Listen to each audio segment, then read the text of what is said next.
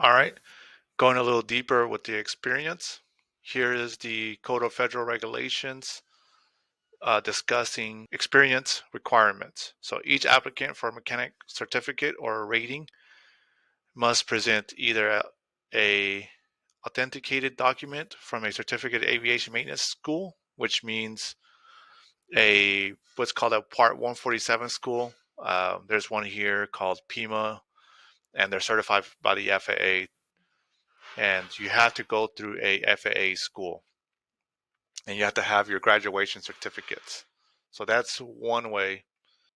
Documentary evidence satisfactory to the administrator of at least 18 months of practical experience with procedures, practices, materials, tools, machine tools, equipment generally used in constructing, maintaining, or altering airframes and power plants appropriate to the rating. So that's only for when it says 18 months, it's only for one rating. So it can be either the airframe or the power plant because they're actually two separate ones. And to get one of those is just 18 months. And then this is it goes in little detail what practical experience is.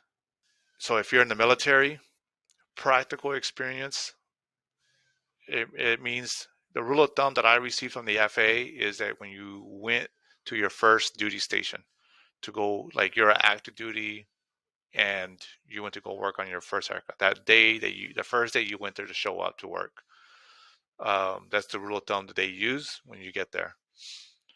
Tech school doesn't count for your military guys.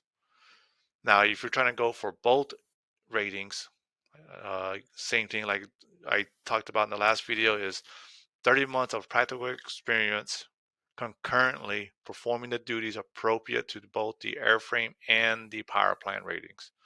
So I wanted to show you this straight from the regulations.